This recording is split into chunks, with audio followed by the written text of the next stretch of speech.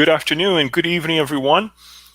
Welcome again to this amazing Saturday, giving continuations to our talks here on Saturday with one another, enlighten our lives together here at the Spiritist Society of Baltimore. Still online, but hopefully soon we will be gathering physically in the same space, in the same four walls. But until then, let us continue with our uplifting messages here through the web. As usual, we would like to read a passage of the book Happy Life. Yes, I still have the beat up old version of this amazing book. It's still going, still kicking, and I'm quite sure it will go on for many more years for those of you who have the newer version. I believe this is 150, no, 76. All right, 176 is the message. And this book over here is page 222. If you would like to go back later on and read it again. It's an amazing message by Joanna De Angelis through the hands of the medium Divaldo Franco. We'll read it and then we'll pray together. She says the following: keep yourself presentable in a simple, hygienic way. Great humility is confused with filthiness, leading to lamentable carelessness. In the same way, it is thought incorrectly. I'm sorry. In the same way, it is thought incorrectly that a good personal appearance is affection. Jesus' vestments shone, say the scriptures, demonstrating his purity and his power reflected in the modest dress that he wore. He was never sick and never appeared in a disagreeable or surprising exotic attire. Like his friends, he wore clothing of the time, while, however, giving it his higher irradiation. Your magnetism will show, accentuating or diminishing your appearance, which deserves competent zeal. So, in this way, let us think about the vestment, right? Think about our conditions and how important it is for us to present ourselves, and not confuse this with being humble, being kind, and not really be presentable.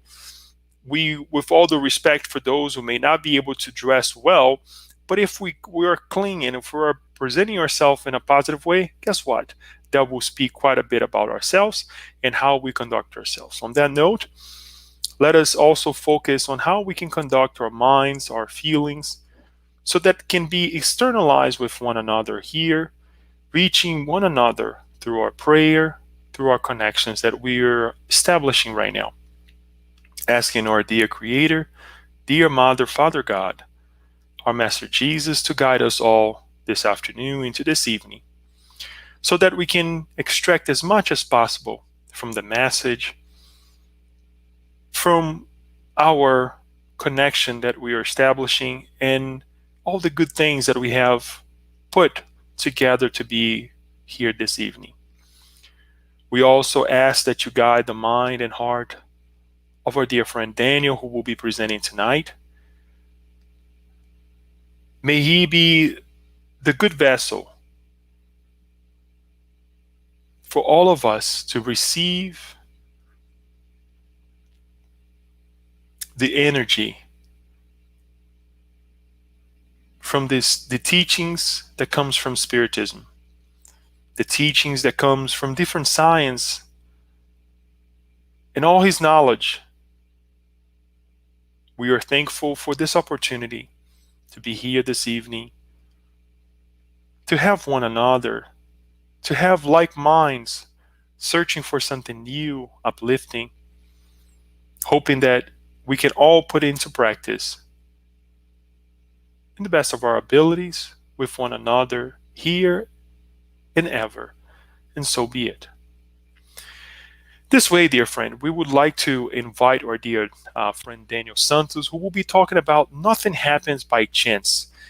It is an amazing topic for all of us because sometimes we doubt about ourselves. Sometimes we things that may be happening in our homes, in our lives in general, right?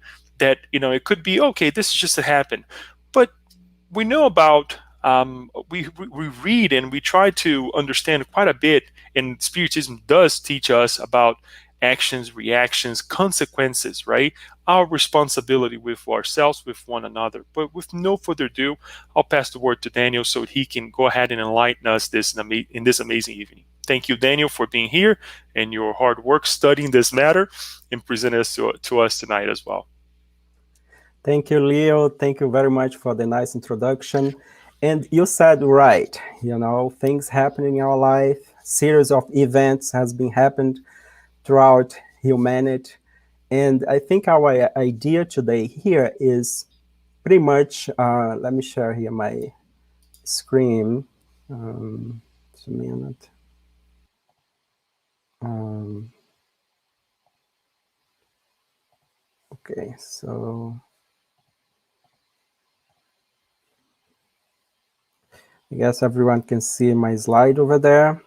Um, so the idea is for us to do a little reflection about a series of events that happen in our life, and sometimes we question, if those experience that we are going through, um, it is fair, and sometimes we even question why things happen.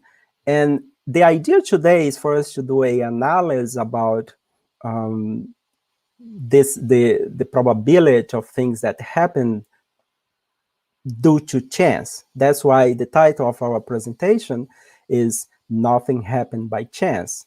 And I will try to argue here by bringing the Spiritist teachings that, in fact, everything that happens in our life is inside of this divine plan for ourselves. And at the same time, we also contribute for those events to happen, and we are trying to analyze the events to see if there is a real cause or if it is things by chance.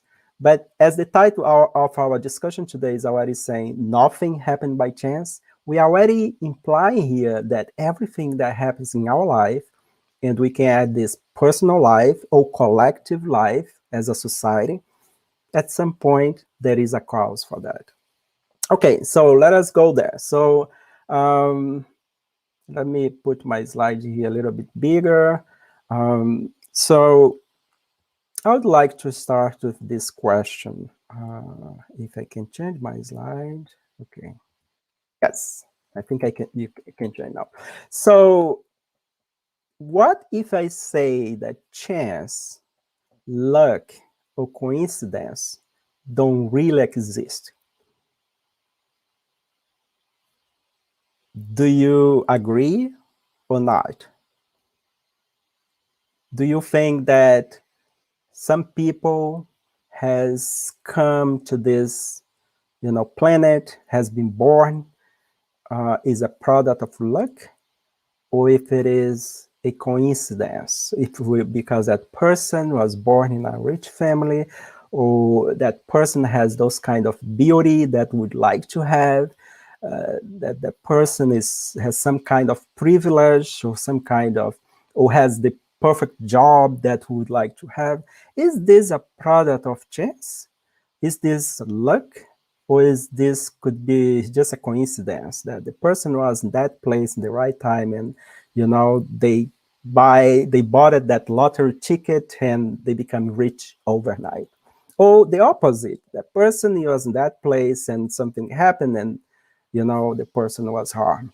So all this question has crossed our mind at some time, right? And we see a lot of events happen um, throughout humanity, throughout the human evolution, that we put in check. If it was really God was really aware of that situation. Okay, we're gonna do I hope at the end of this talk we can have a better understand about events that happens in our life, and if those events is product of chance or not, or if we are responsible for that. So I would like to bring some passage for us to reflect. For example, this one is from this filmmaker, screenwriter, Michael Straczynski. He is creator of movies like science fiction movie, Marvel comics, and he said like this: accident happens. That's what everyone says. But in a quantum universe, there are no such things as accident, only possibilities and probabilities folded into existence by perception. So we highlight the word probabilities and possibility for us to start to think about it. That, you know, thing doesn't happen by chance. That if something happened at some point, there was the probability of that thing to happen. And the question that comes before that is that, do I or a group of people participate on that event to happen by using that, idea of probability and possibilities?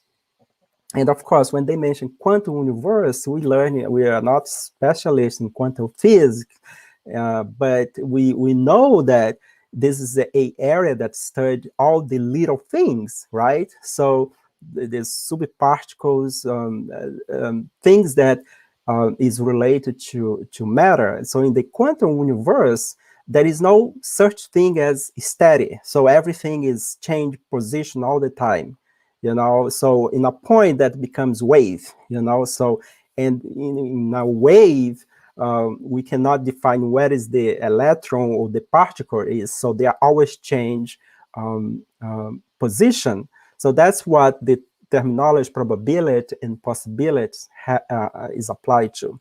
So by bringing this to our life, so there is this theory that became very famous in the 60s, the butterfly effect theory, and it's something that there is movies about, there is articles, there is shows about the butterfly theory, and this is a theory that says that a butterfly flapping its wings, for example, in South America, would cause a tornado here in the North America, for example.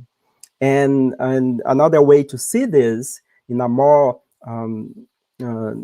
specialized situation would be a small change in one state of a deterministic non-linear system can result in a large difference in a later state. Daniel, why you bring this? We are bringing this because we wanted to make a point here that nothing happened by chance. Everything is interconnected. So there is no outlier point out there. There is no outlier dot. So all the dots are interconnected. So, and this theory helps a lot to develop tools to predict things like, I don't know, for example, the weather prediction, somehow using those technology to predict things to happen based on the analysis of a series of events.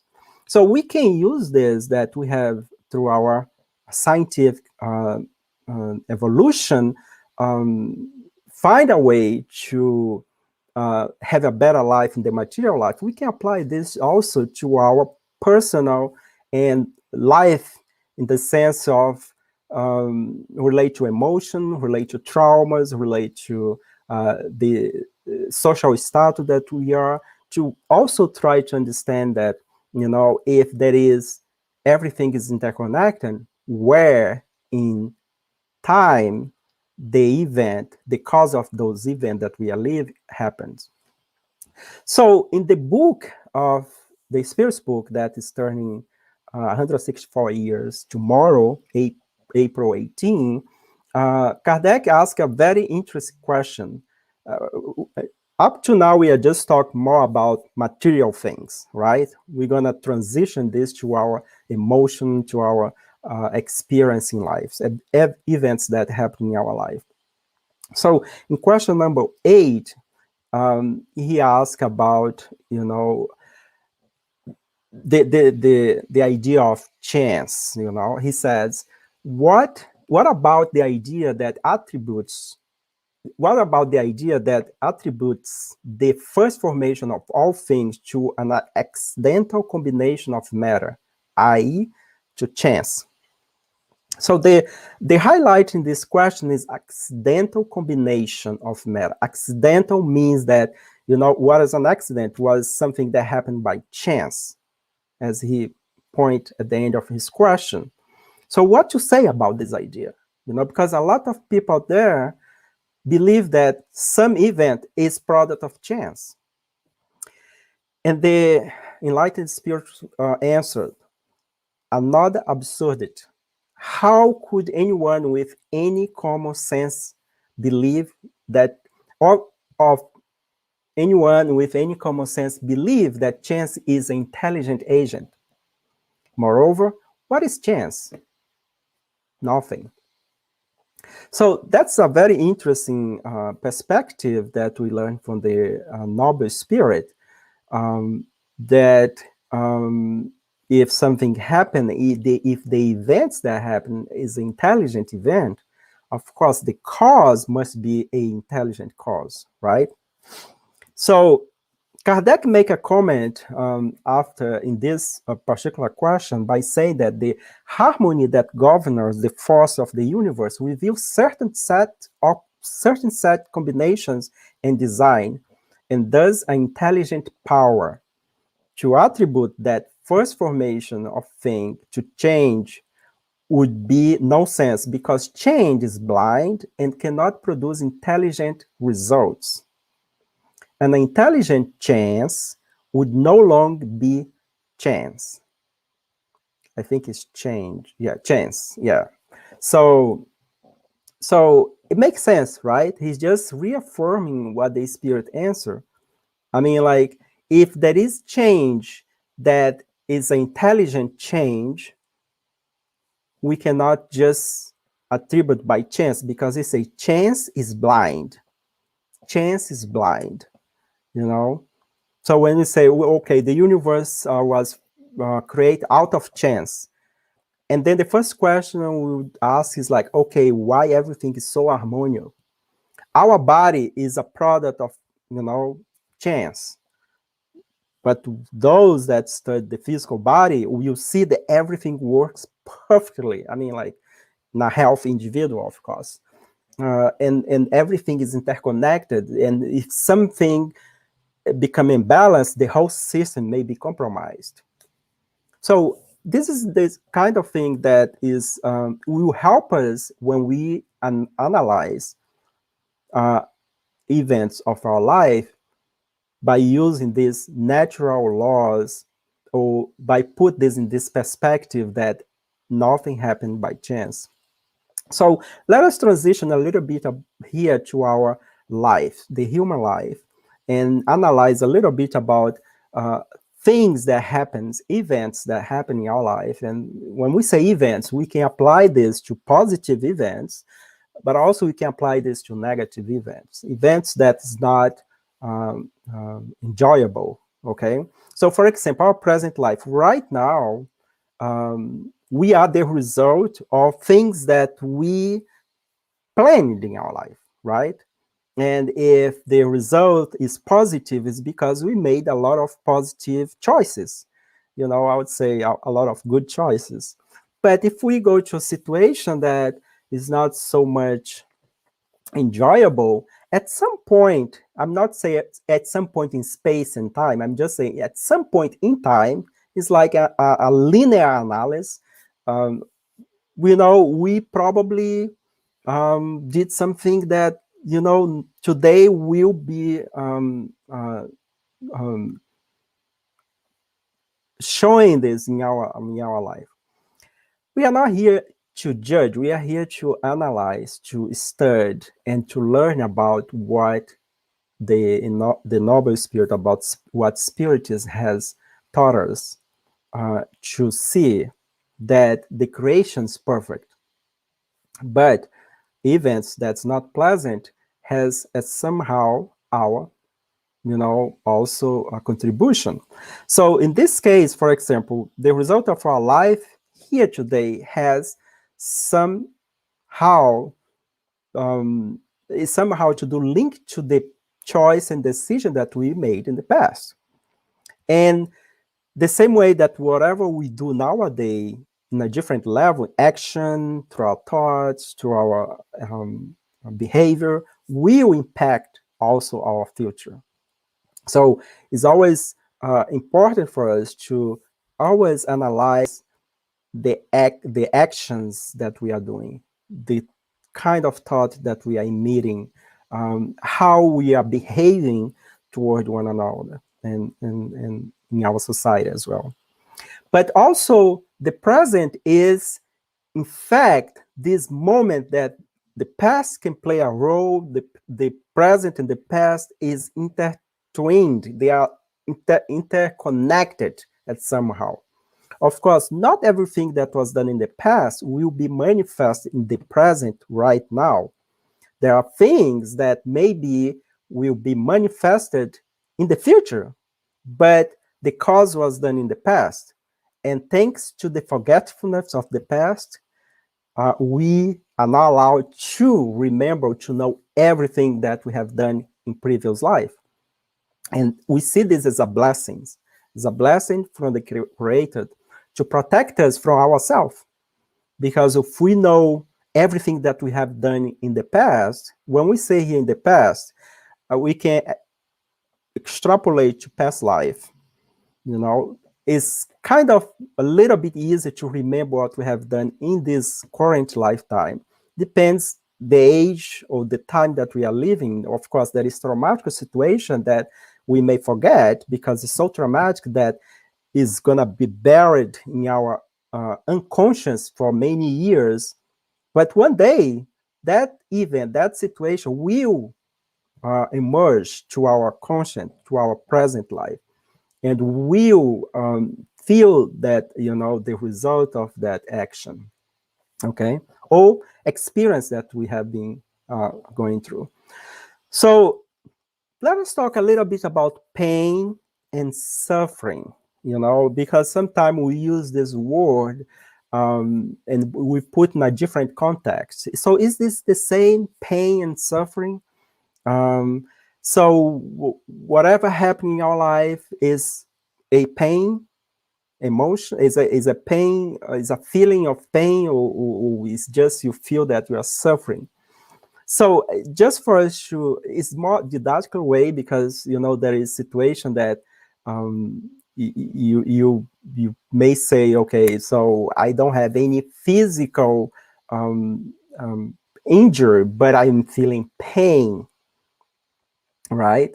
Or sometimes you have a emotional situation, and you define as a suffering, and sometimes the emotional situation you define as a pain.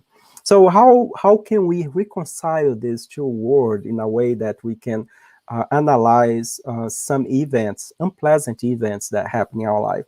So for us to put in context, when we say pain, we are most of the time relate to the physical area, right? So I have a pain in my hand, I have a headache, I have a pain in my arm, so I have a pain in my body.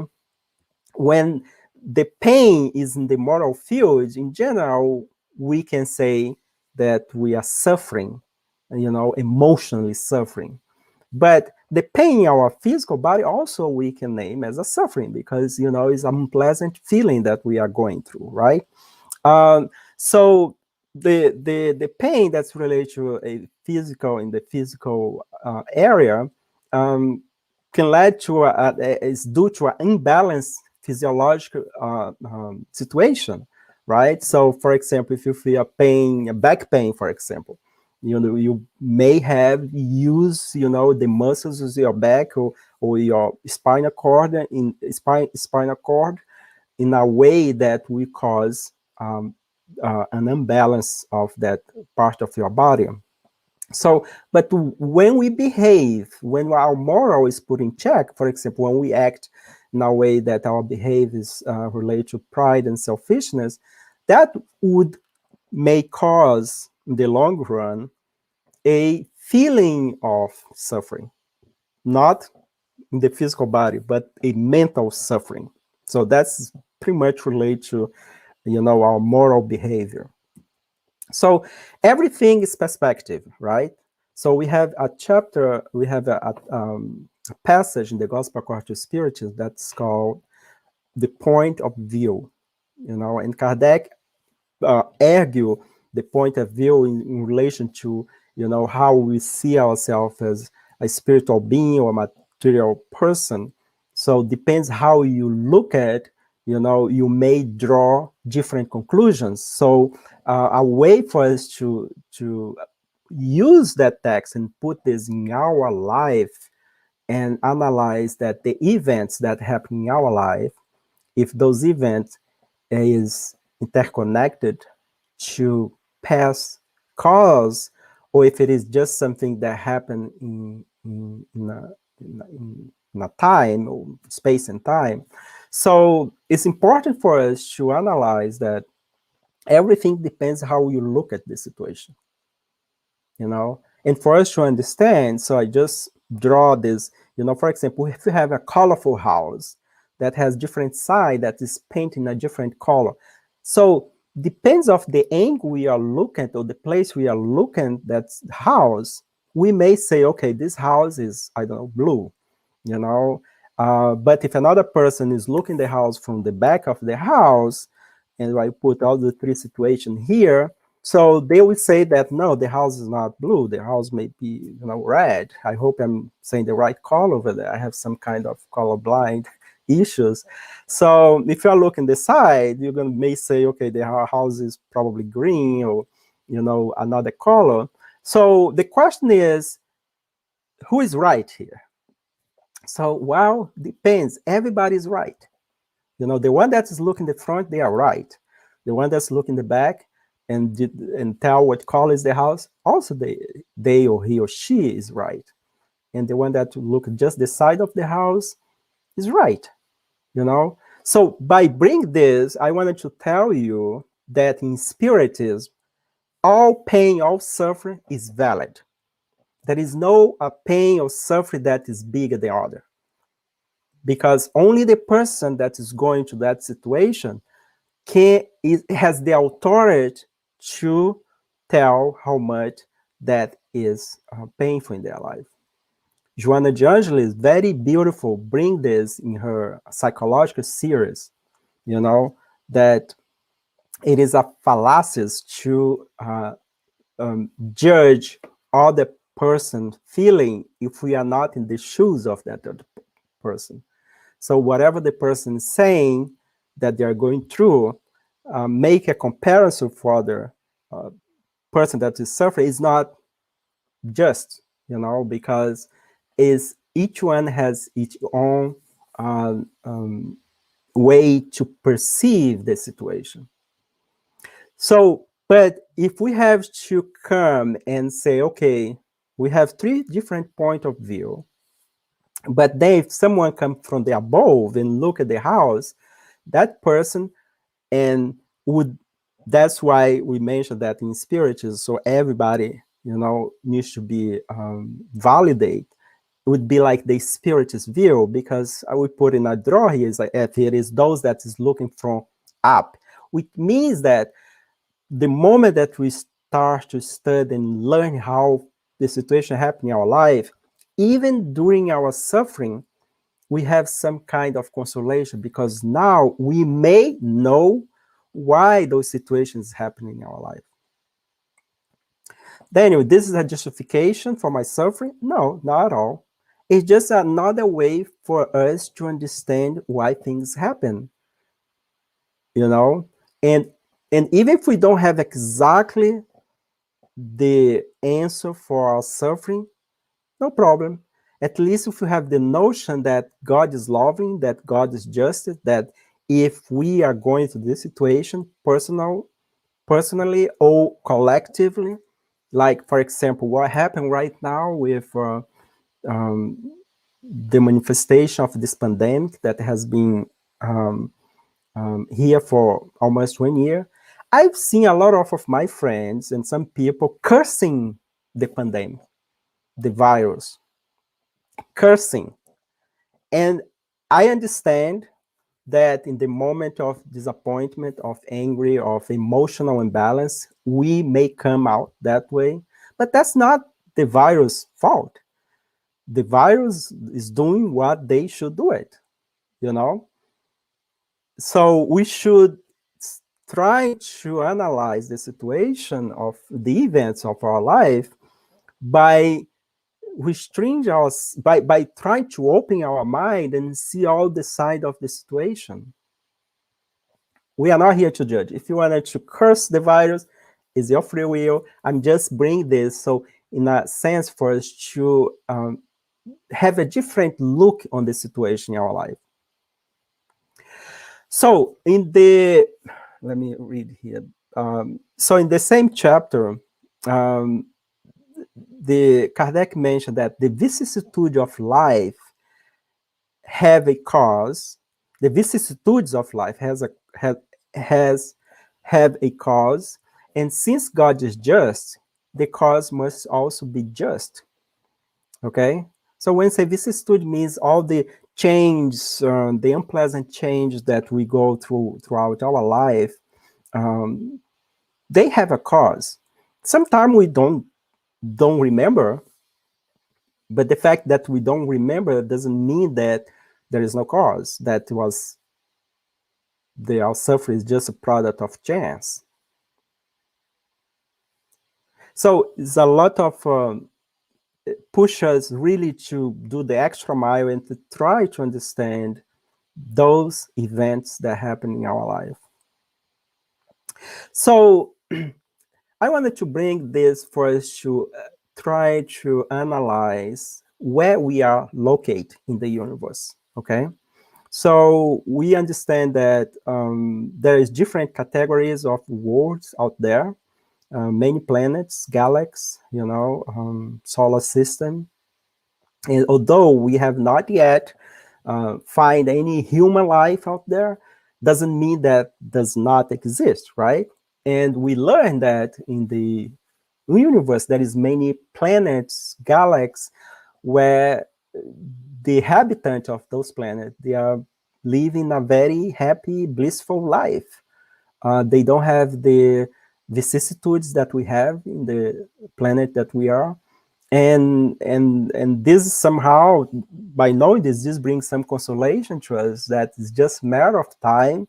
We'll one day be there as well, as a planet, as a spirit, immortal spirit that we are, right? So just for us to understand a little bit, there is some cartoon here that I draw. For example, if we compare matter with spirituality, they are kind of on the opposite side of the spectrum. Okay, so if we say that this triangle here, matter, represent for matter, so it means that depends the level of that planet, how the predominance of matter and the predominance of spirituality works. Okay, so I try to put this in a very graphic, didactic way, drawing those schemes, so for us to understand how things move throughout time. So, for example, if we say that, in the more evolved planet, spirituality is predominance upon matter, so how this thing work in terms of different category of world out there. So, for example, primitive one, we have the predominance of matter. So if we study our humanity, we see that 10,000 years ago, the society was pretty much ruled by matter, in the sense that our behavior, our laws, has very little of spirituality. I mean, they have some. The spirituality was a spirituality that is embedded in their unconscious, but was not a rational spirituality. Let me put that way. Okay.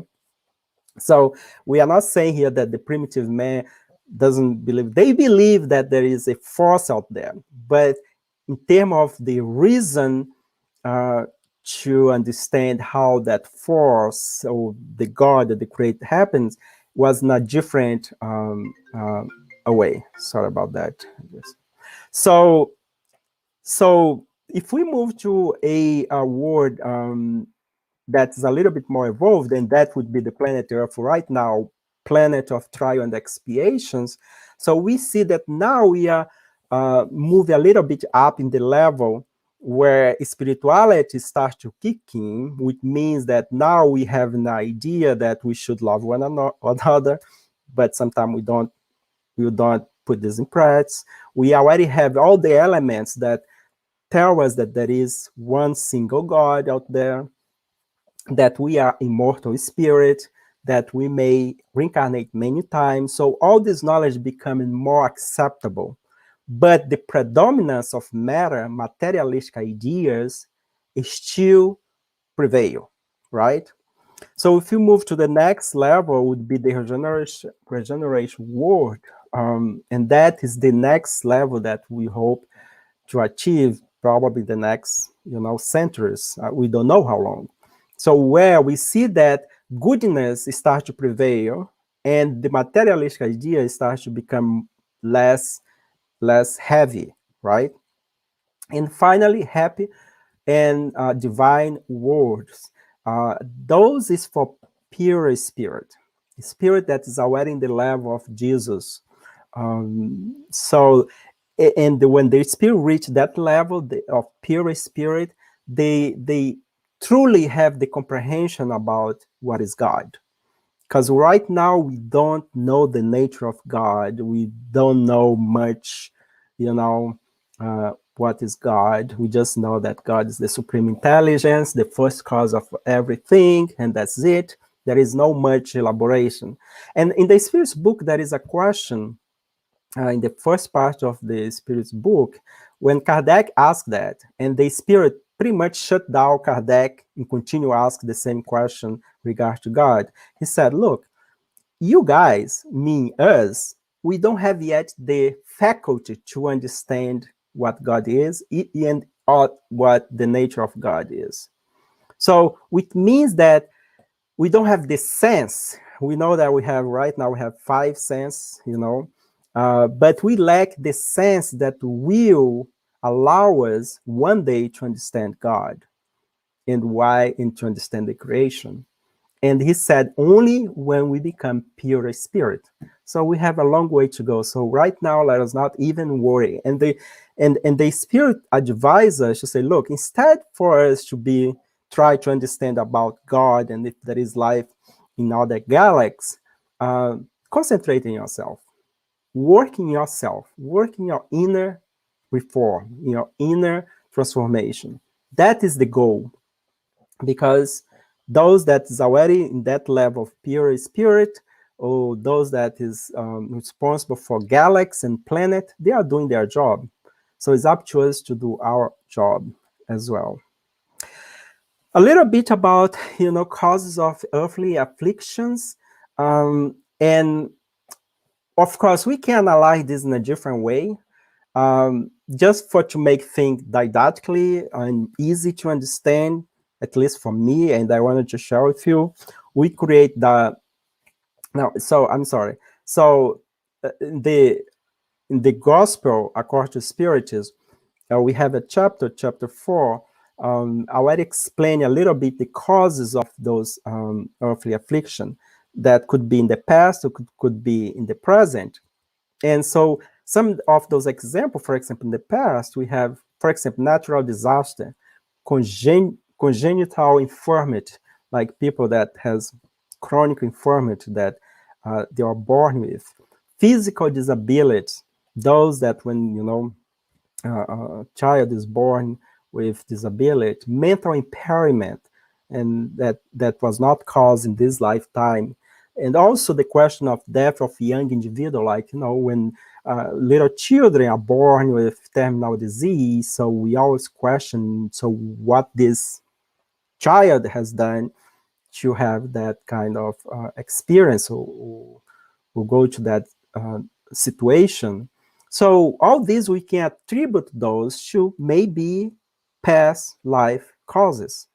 Okay, and the present one is more related to our behavior here, our imprudence, pride, ambition, lack of discipline, perseverance, education, wrong conduct, all this may play a role in our in the present cause of our affliction. Sometimes the cause was not even last year, probably was like, I don't know, 10 years, and we forgot.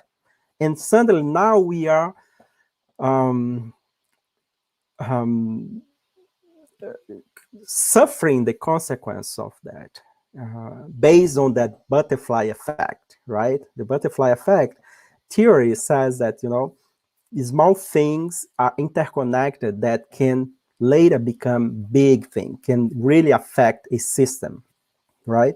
So we can apply that idea as well to the events that happen in our life as well. So, regards to present cause, we can identify two aspects here. One, the individual aspect, and the other one, the social aspect. Of course, when we talk about social, we are talking about those that is, responsible for position that will impact the life of many, or many. For example, so in the individual aspect, um, sometimes the present cause is a result from the misuse of our free will. We all have the free will at some capacity to make decision and choice and behave whatever the way we want. And that may really bring some result that is not pleasant in the future, right? And the social, so it's more related to the consequence of others' free will. And then we mentioned like people that is in the position of power, politicians, people that are responsible to take care of the community.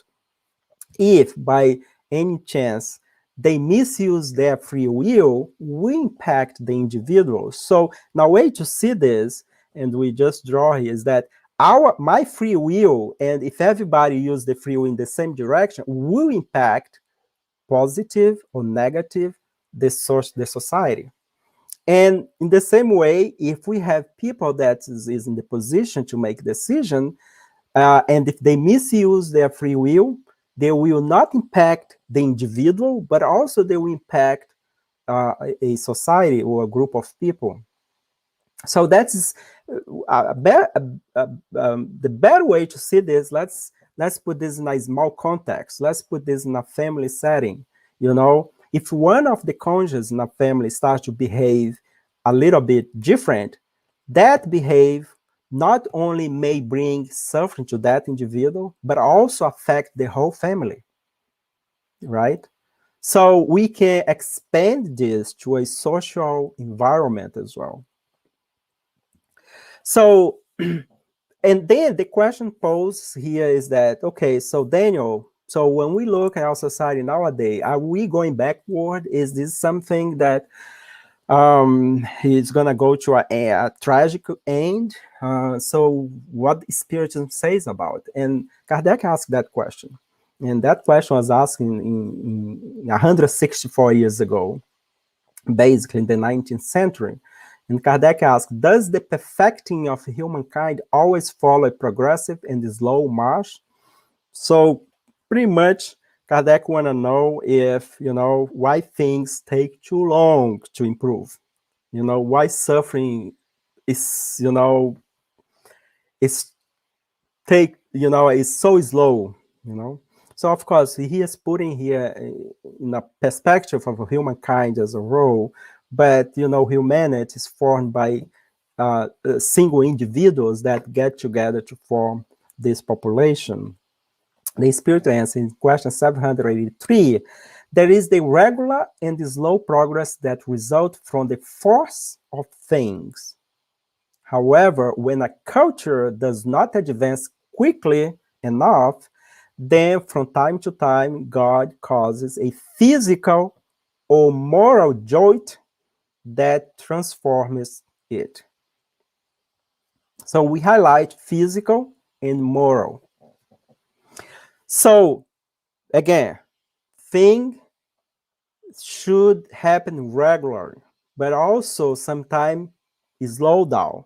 When this thing happen, and we can apply this to our personal life as well to our society, the health of a society.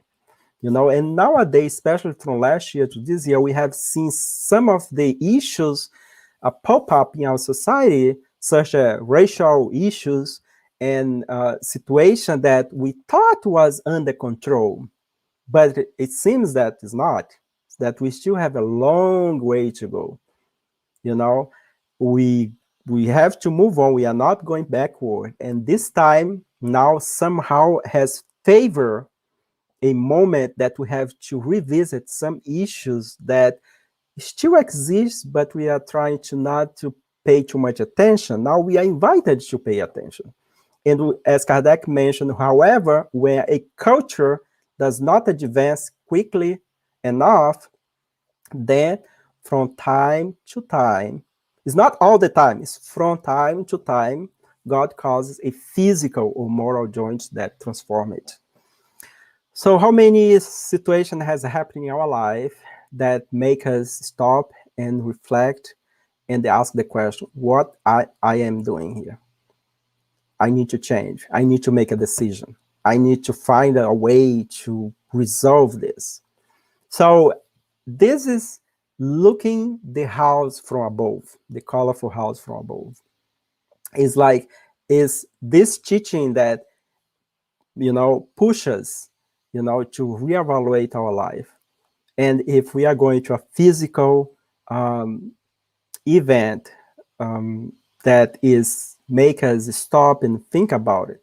So we also know that if there is a problem that we have caused, we also are the one that have the solution for that problem. Maybe the solution will not gonna come, overnight. Maybe need some time for reflection, but I think that would be our reflection regards to where we are going to. Even though if you see that it looks like you're going downhill in your life, don't get despaired, because it's just a moment of reflection and things will get better, because progress is always move forward. We never regret, right? So to finalize, I have this message from the book On the Way to the Light, psychographed by Chico Xavier, by the Spiritist Emmanuel. And Emmanuel says, the generations of all epochs have come and gone with their troubles and affliction. Wars have broadly the pathway of people and their unending pilgrimage toward higher knowledge. Monarchy's throne has fallen and millenary crowns have been destroyed. World ruler has returned to the stage of their pride vanity in the humble garment of slaves, and vain dictator still incite the peoples of the earth to spread death and destructions.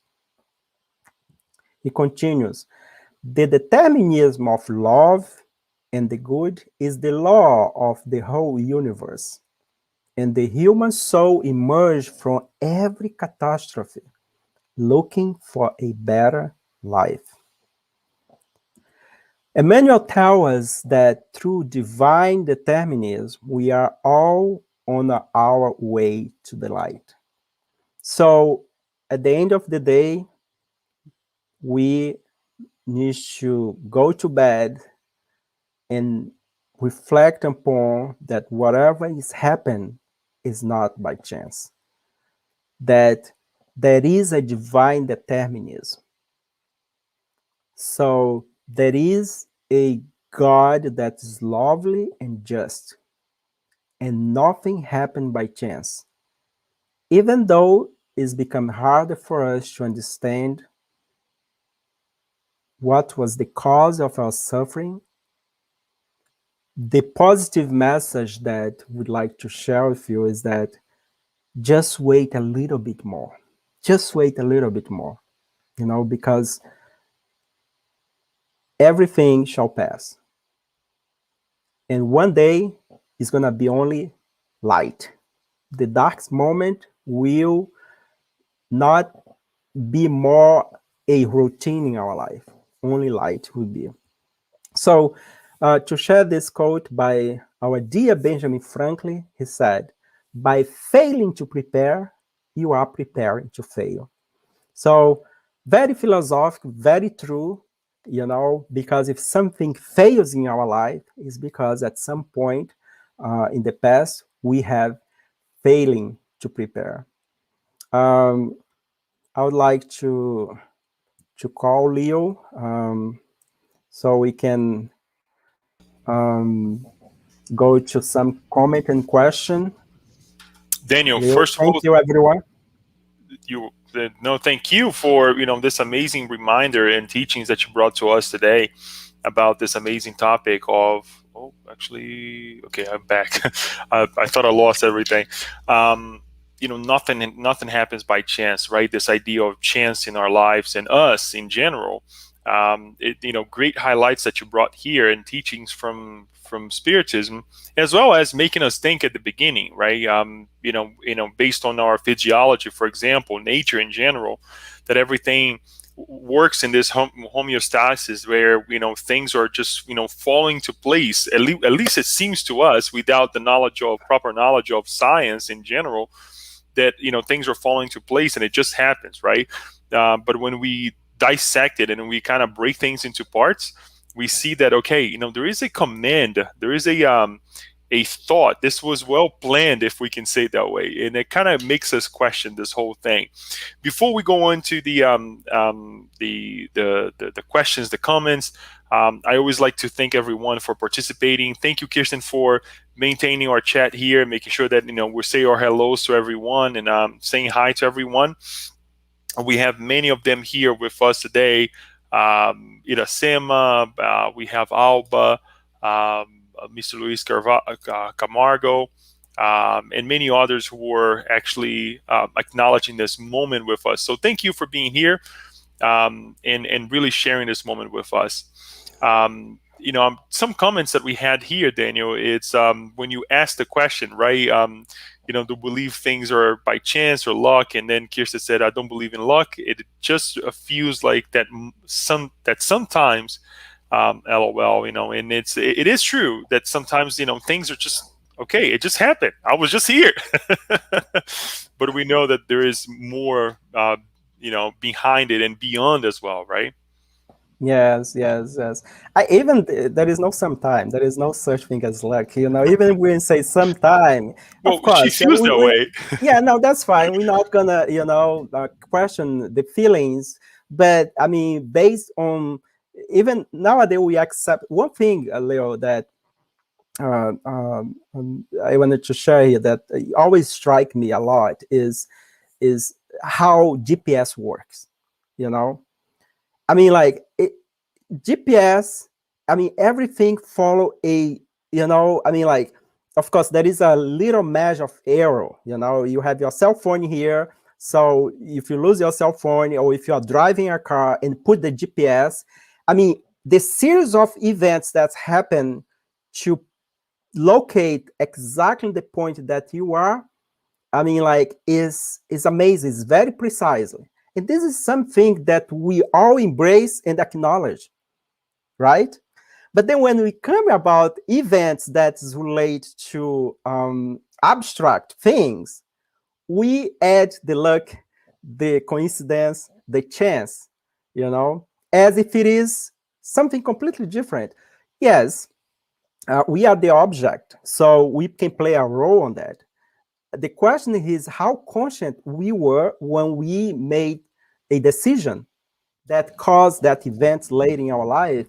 So I know that it's easy to say, but it's very difficult to grasp this concept, but we can analyze that at the end of the day, if we accept that, device material thing works like this, and we are using here the natural law, that is the law that govern, the material things, how come we cannot use this for our moral laws as well?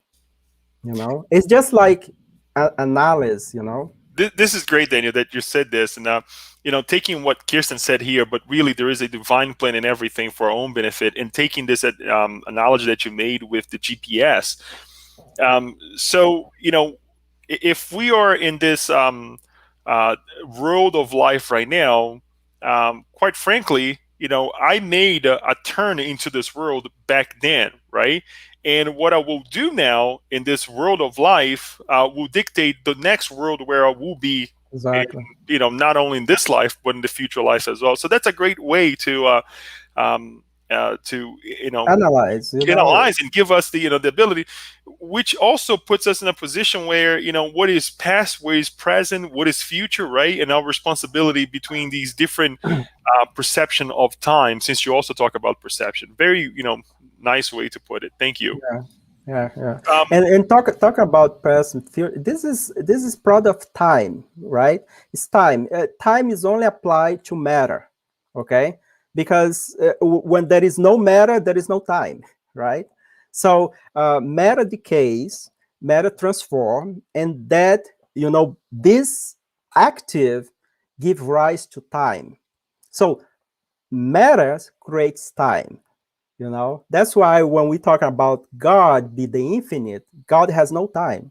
And sometimes when we go to the other side, like time in the spiritual world pretty much doesn't exist as we read time here, because time is completely related to matter.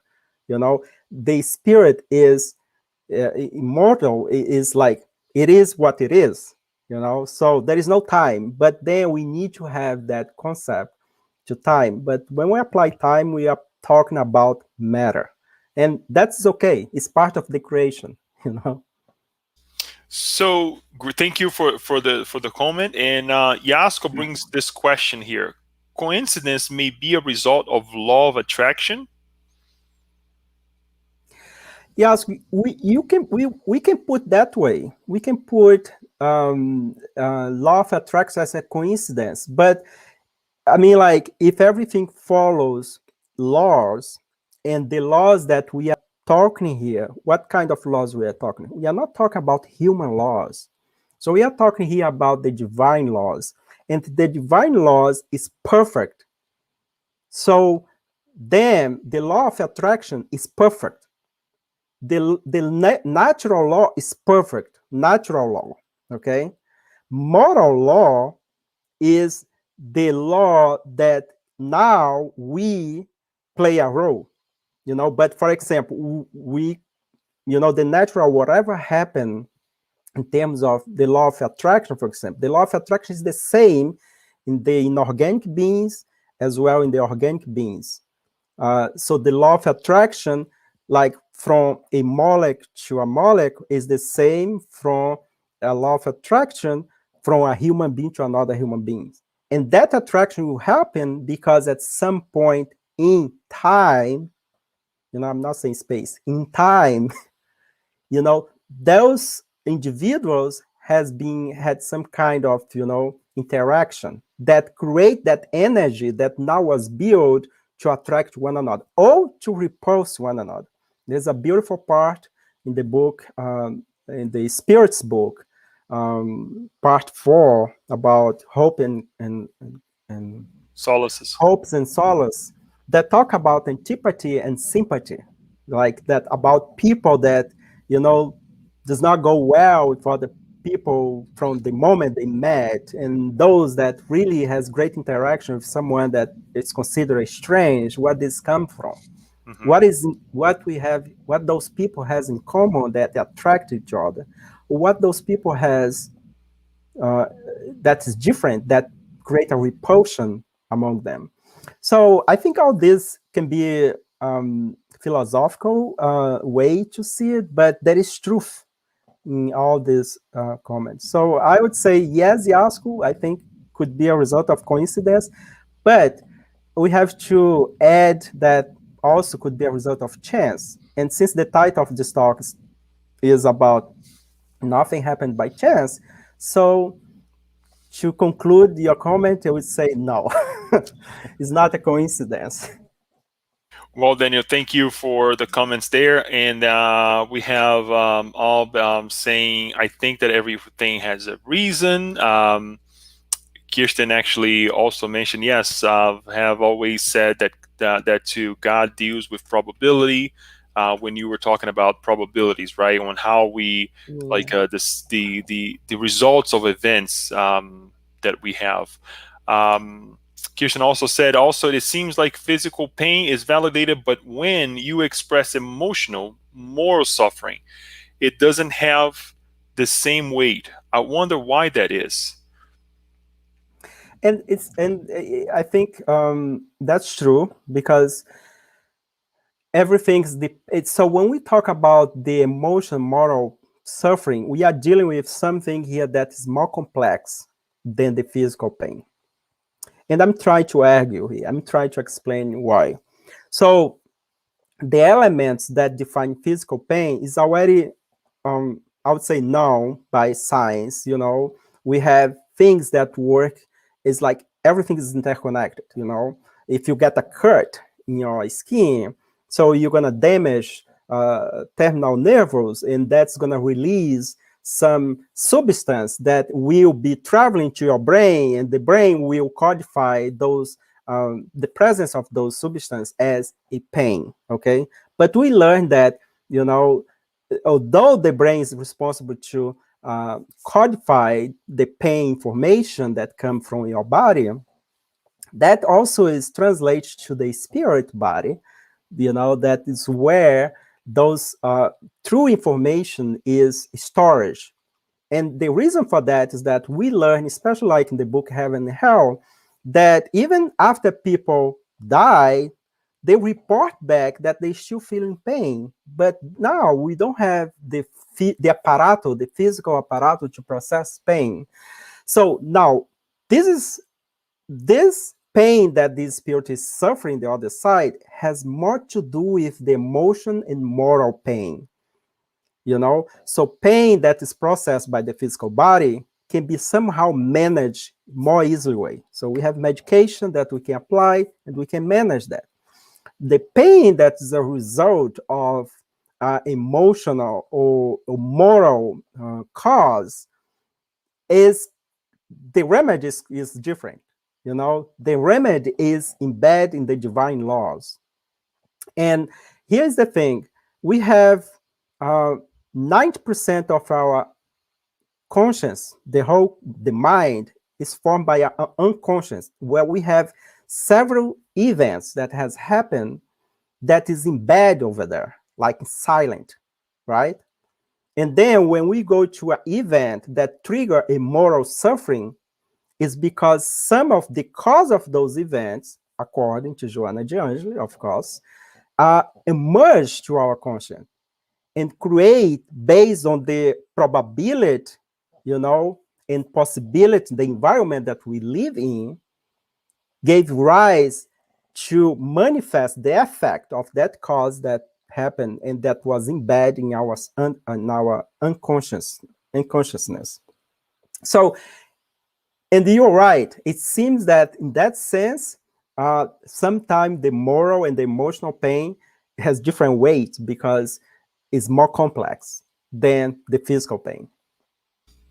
Very well said. Thank you so much, Daniel. And then just a comment brought by Paula here to us saying today's Zen calendar is from Eckhart Tolle when he says suffering is necessary until we realize it is unnecessary, right? We put an end to it.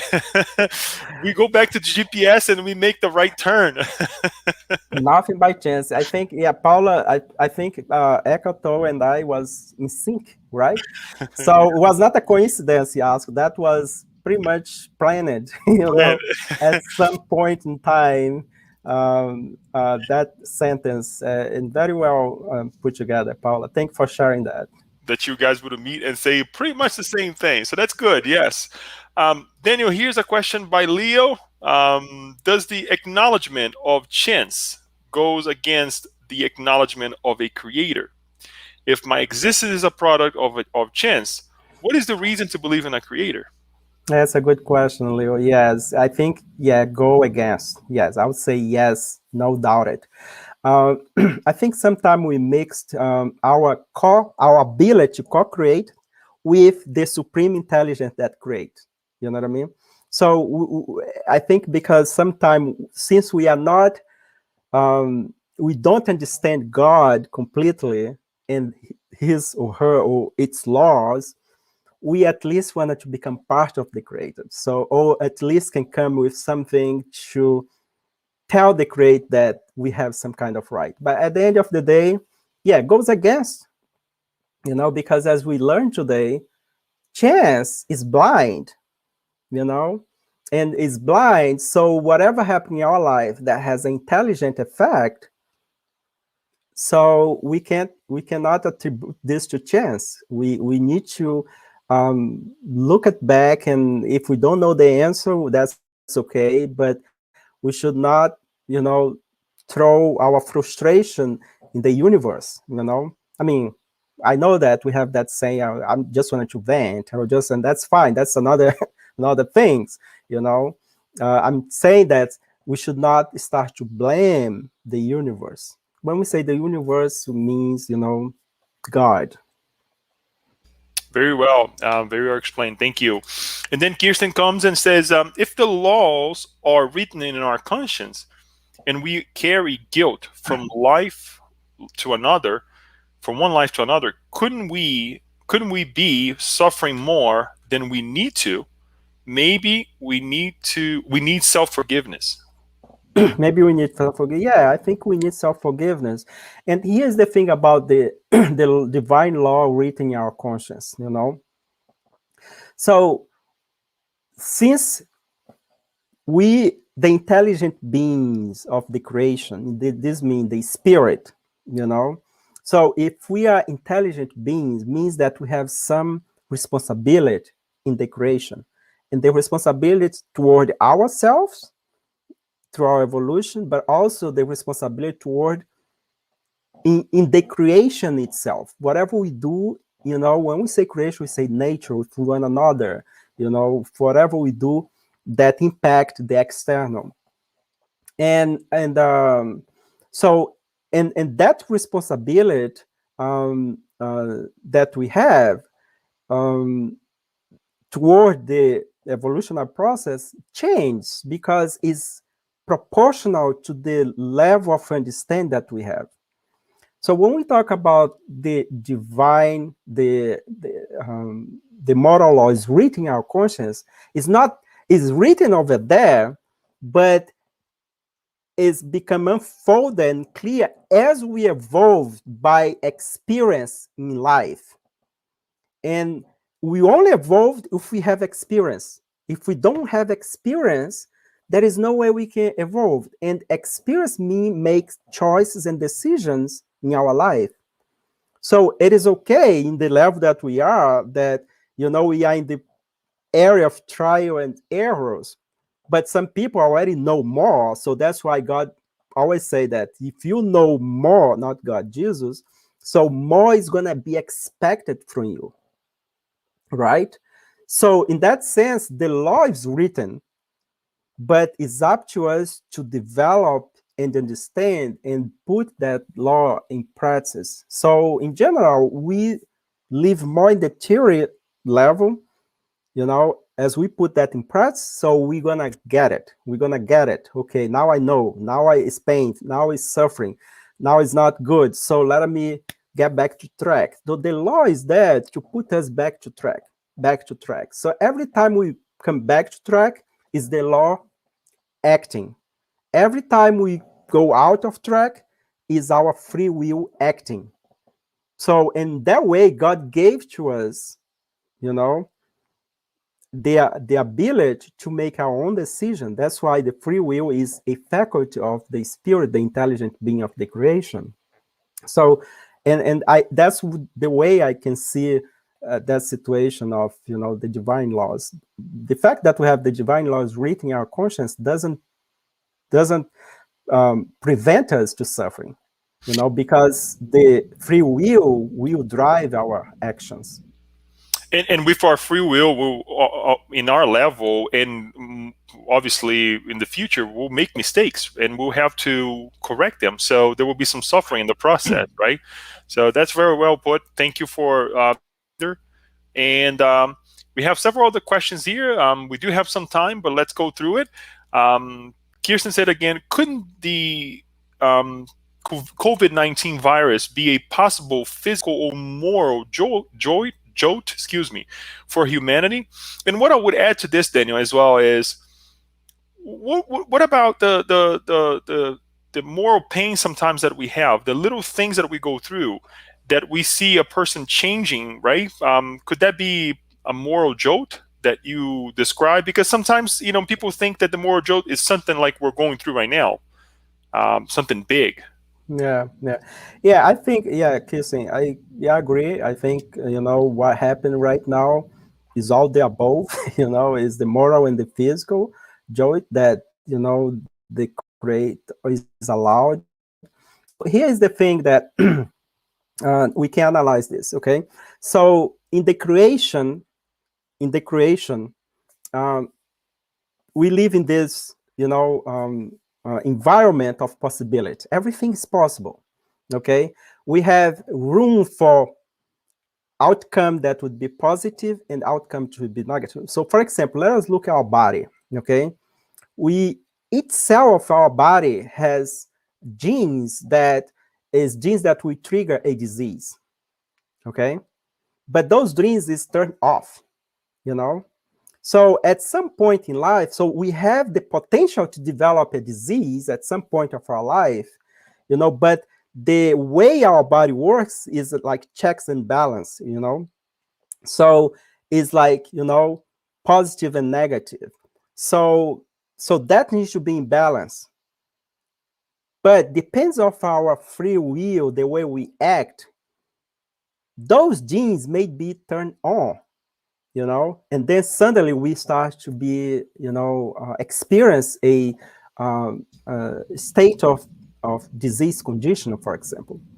And the question is what is the need for that? Well, there is two ways to see that.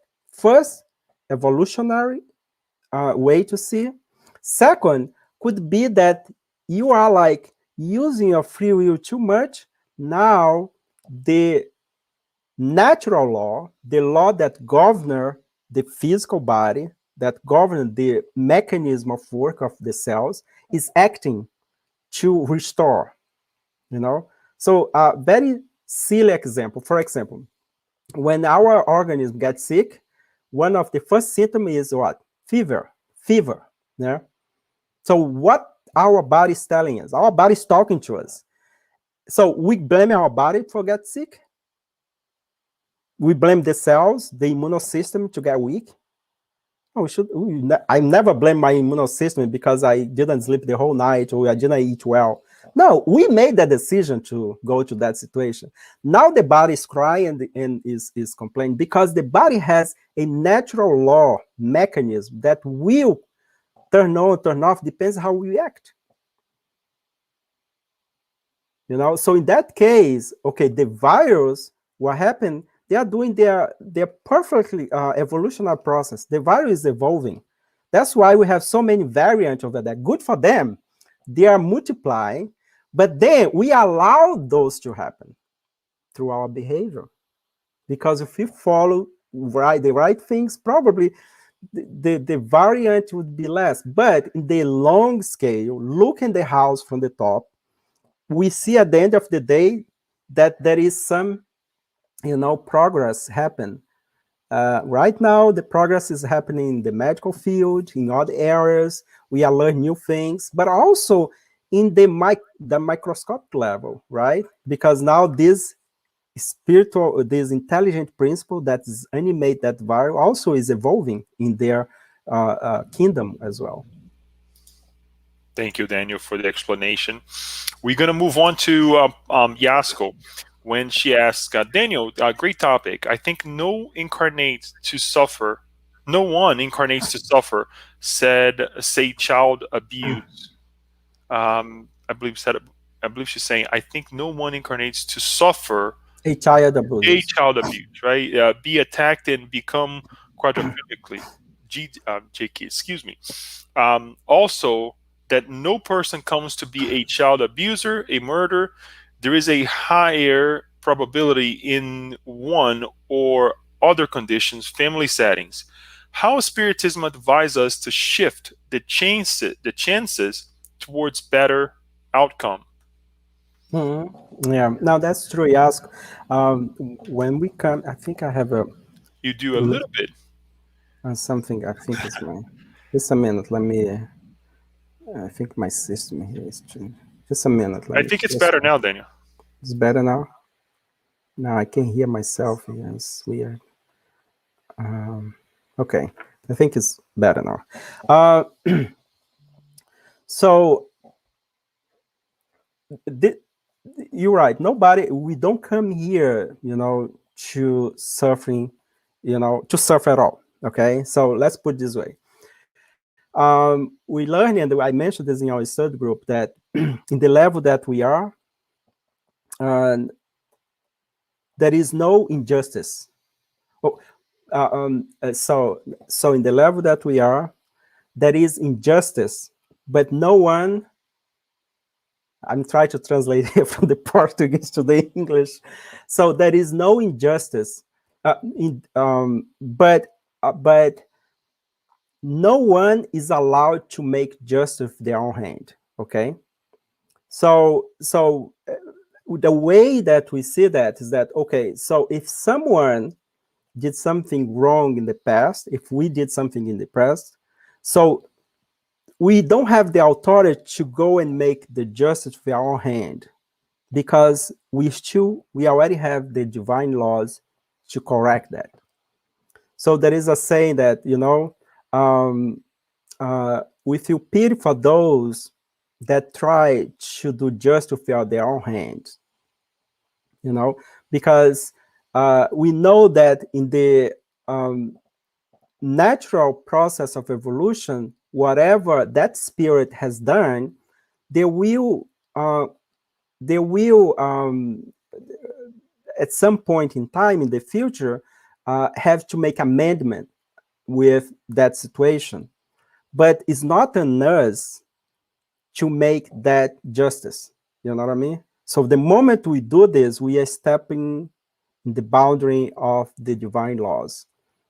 And I think the way that Spiritism says is like, and we have those advices by also our spirit's mentor, you know, and also we learned this in the book of Andre Luis as well, when Andre Luis as a spirit was a little bit upset what he was seeing happen in a family setting or some situation, and often the mentor come, do not worry, you know, time and the divine justice will take care of the situation, you know.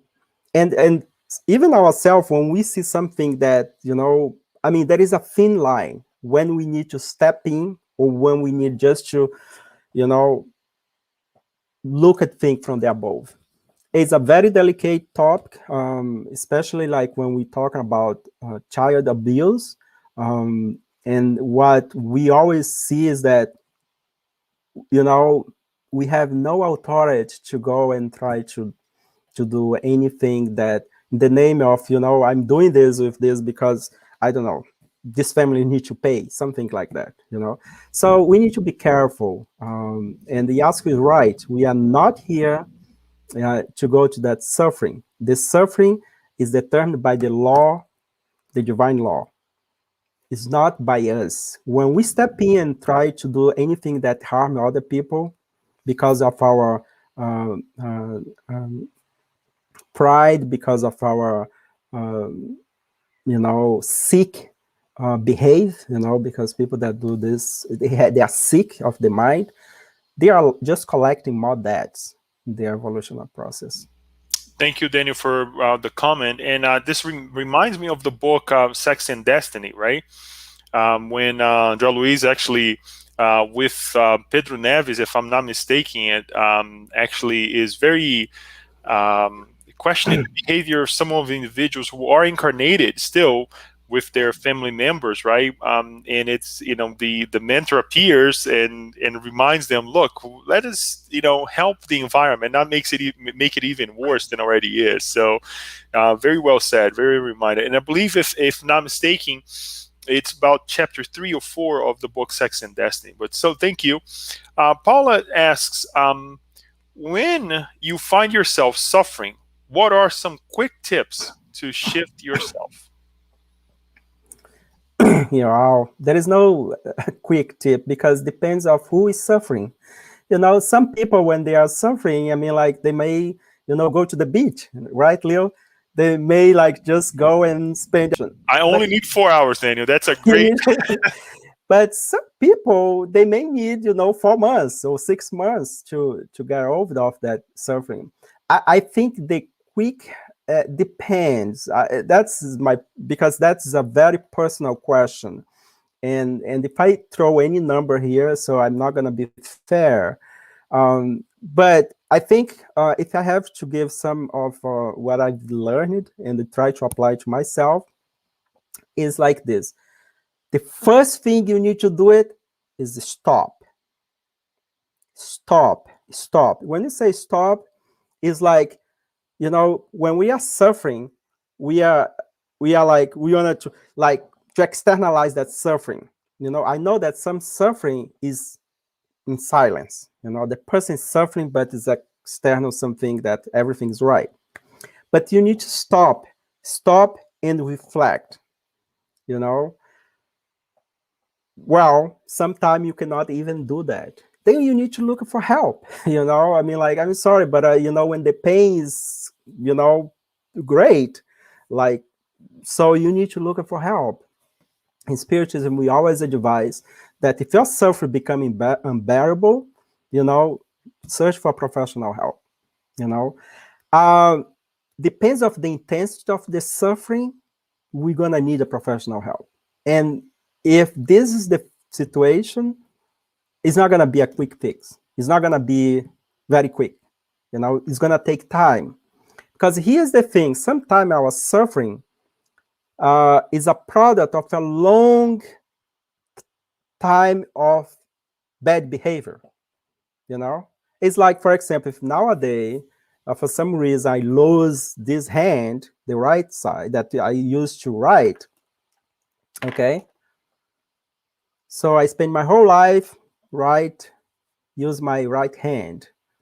So if one day I lose this hand, so I need to learn how to use my left hand. This require time because I was not training with that.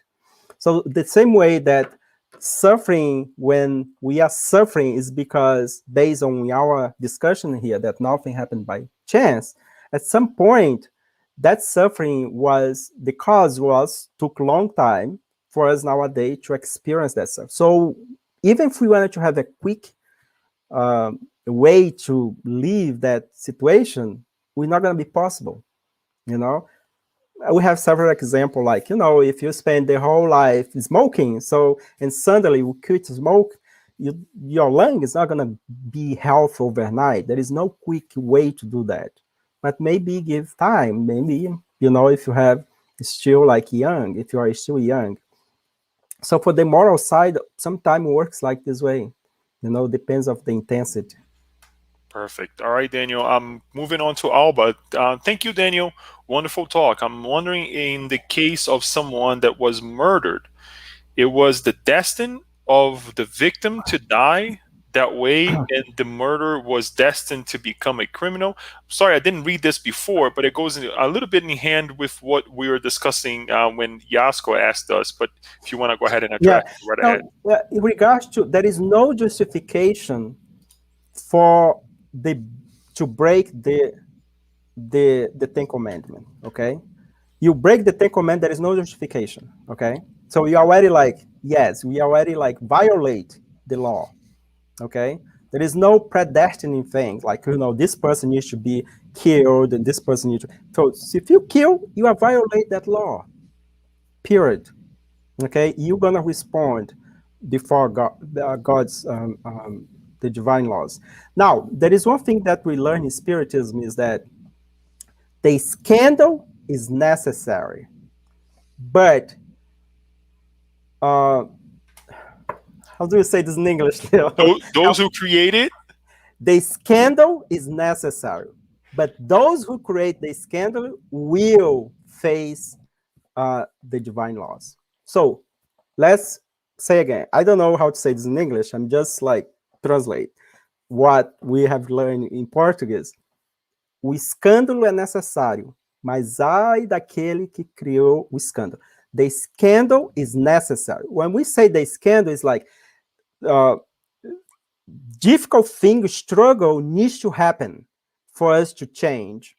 The same way we look at like in the nature, struggle among animal life exists, but there is a purpose, you know. But that struggle is monitored by God's law. If you go to a cocoon and try to release that cocoon to become a butterfly, if we help that process, we are not helping the butterfly because the wing is going to be weak, so they're not going to be able to fly. So we are somehow infringing that natural process.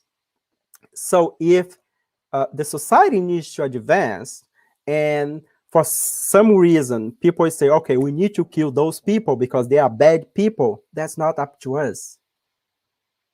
Because if we do that, we are violate the Ten Commandments.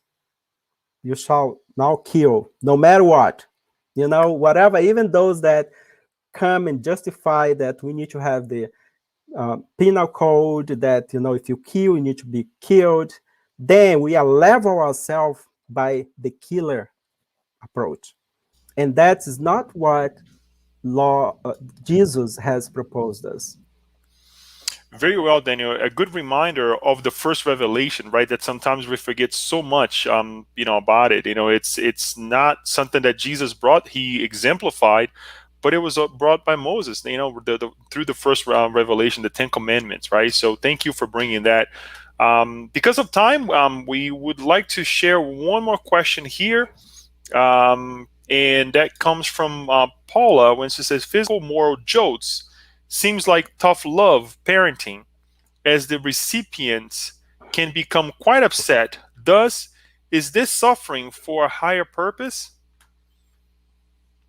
I guess so, isn't it? I think was that with Spirit said that time to time, God will allow those things to happen in our life. Um, so it's the tough love that we always say when we are parents. We don't want to see our children cry, but sometimes we have to make some decisions that is to the benefit of them. uh, of course, we are just level compare ourselves with the creator here.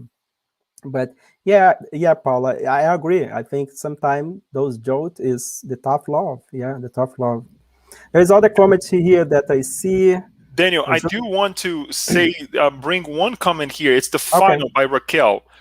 It's very pertinent to what we're saying here. What if one kills in self defense?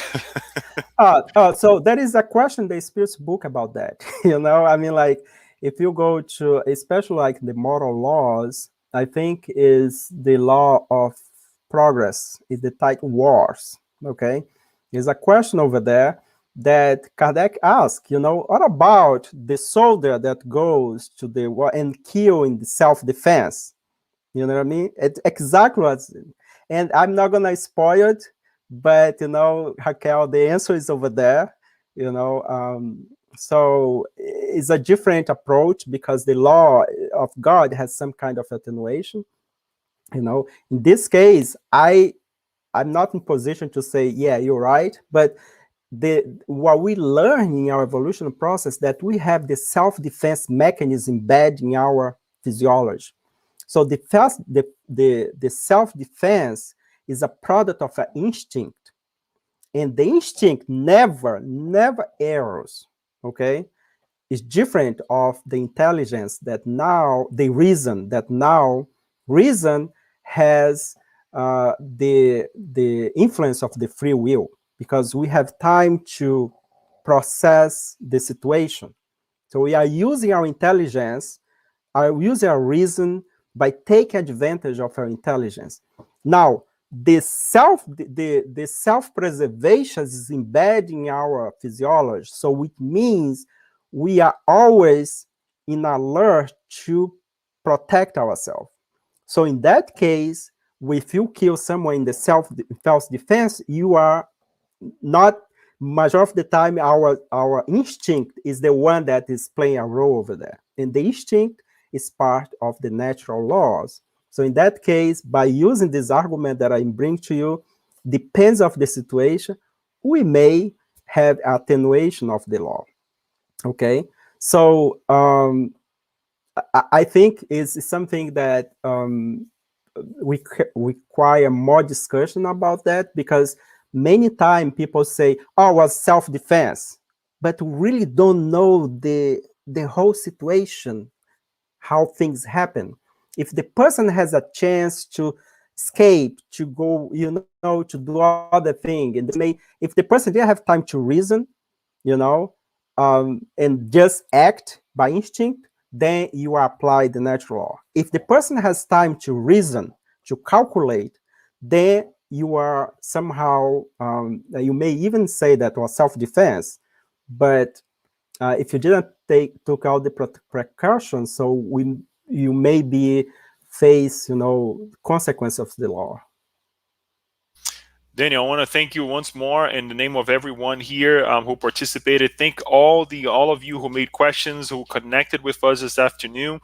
It's always nice to be reminded that we are not alone, right? That we are working together. When we put this the effort to bring something like this, that we're being watched, right? That we're connecting somehow. So that is an amazing feeling, and we need one another to continue this work. To finalize, I would like to ask you to say the final prayer, Danny, so we can bid ourselves farewell. Okay, Leo, thank you everyone for participating. Thank you everyone for the comments and the questions. And we know that we are all here learning, right? It was a great joy for me to go back and to revisit some of those information. And my message, before I do my final prayer, is that um, everything is under the control of the Creator. Even though we don't see a light at the end of the tunnel, and if right now you are going to a very difficult situation, just keep in mind that this will pass. Um, Let us do the best that we can nowadays. Let us not react without reason, without stop and think about it. Let's calculate the consequence of our actions, because if we stop and take some time to calculate, how the consequence would be, many of our actions would be put aside. So in that mode, I would like to invite everyone to raise your thought.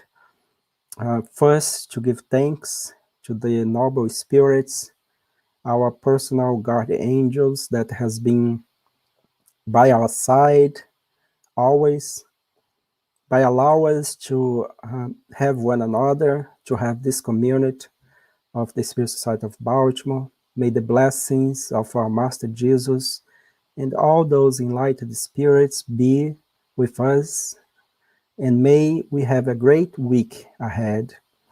May we have time for reflection and to put in perspective all the events that has been happened in our life, and analyze under the teachings of Spiritism. For those that are not familiar with Spiritism, with these teachings, you have time to learn more, but at the end of the day, let's try to apply what we have learned throughout humanity, the golden rules. The golden rules always teach us that we should always do to others what we'd like them have done to us. Bless all of us, dear Lord, and with the guidance, protection, and permission, we close our activity of today, and so be it. Thank you, everyone. Until next time.